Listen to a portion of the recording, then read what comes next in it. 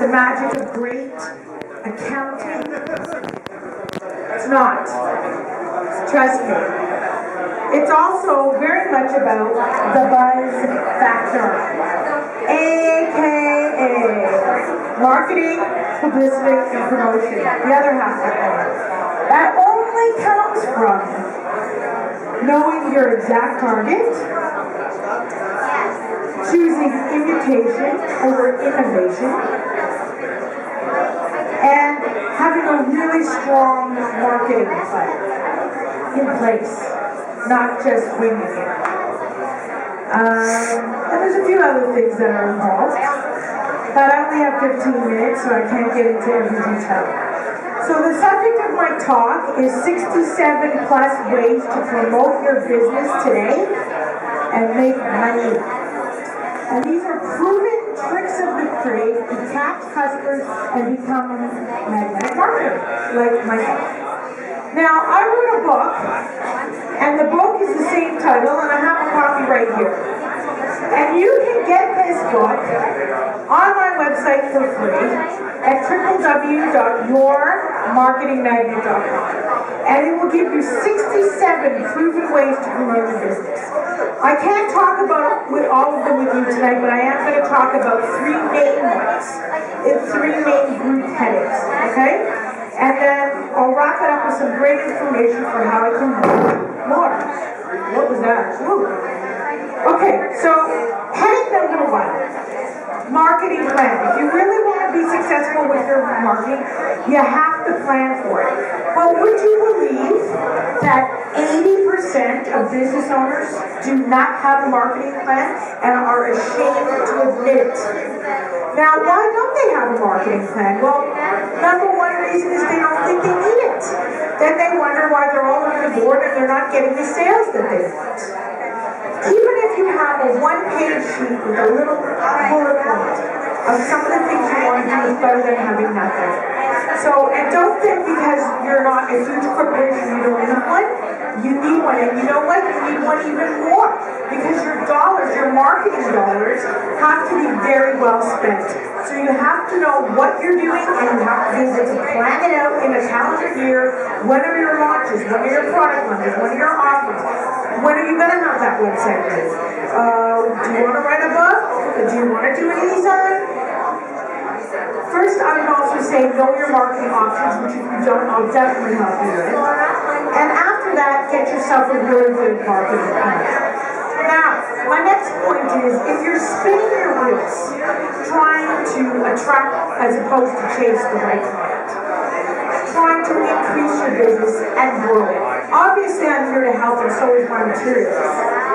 But you gotta go beyond that, and you gotta go beyond being told what to do and learn out how to do, okay?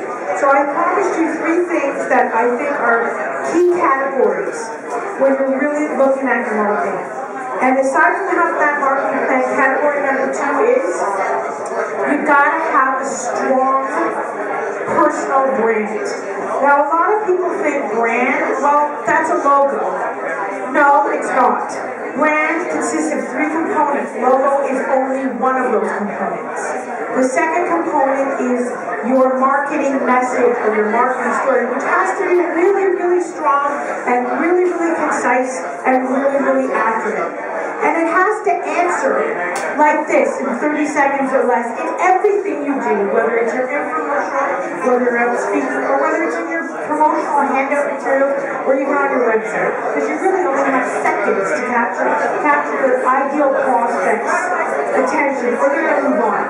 So if you cannot answer in 30 seconds or less what you do and why your prospect should care, and I mean succinctly, selling benefits, promoting benefits, not features, you're not going to win at this game.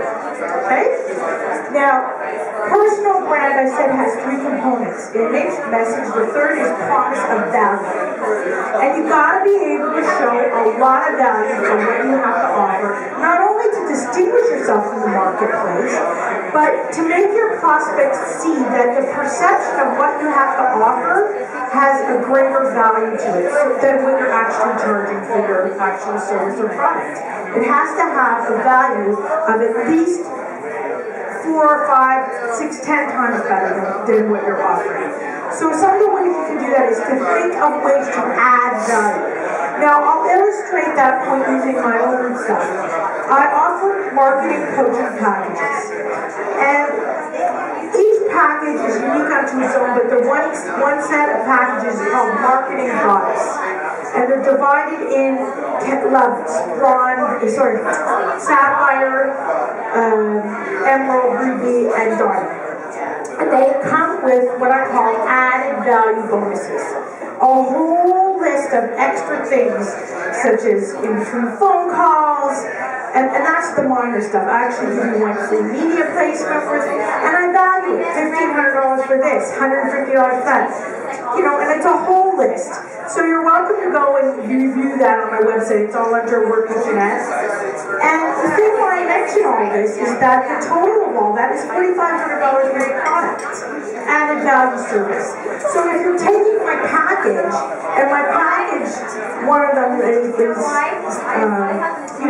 levels, right, based on how much time you want. Let's say, for argument's sake, it's $1,000 for 6 months, and I'm giving you $4,500 more added value. But do you think that's a good deal? Yeah. So that's what I'm talking about, and that's what your prospect needs to see. Now, the third point I want to cover in today, beyond the personal brand, is how you project your image, right? You are your business. You gotta walk the part, you gotta look the part, you gotta talk the part. And your marketing materials must be reflective of the part. Because if not, it's a disconnect. For example, you cannot ask to attract higher clients and make more money. You cannot ask for a higher price tag if you offer something shabby in return, because that doesn't equate. If your website is shabby, if your business card is shabby, and I'm talking perforated edges, or the ones that say Vistaprint on the back. I know we all want to save money, so do I. But you know what? Penny wise, pound foolish. There are certain things that you just can't skip on when it comes to your marketing. And for sure, your business card, your website, and any flyer or brochure you're going to hand out, this is the first taste of your business that your prospect or your ideal client is going to get. And if it's not a good one, chances are, they're going to walk away and they're going to say, well, this is a disconnect, look at this. And then she's asking, or he's asking this, can I trust this person? Are they really credible? It blows you right out of the water. So my next point is, and this is a very big one, you gotta know your target market, and you gotta know them inside out. You need to know their age, their spending habits, their likes, their dislikes, where do they live, when's their birthday, what's their spending patterns, what's their lifestyle choices. And we call this doing your marketing homework, or your recognizance. A lot of people skip this, just like the marketing plan, kind of fly by. But in this case, they kind of become what I call everybody's darling.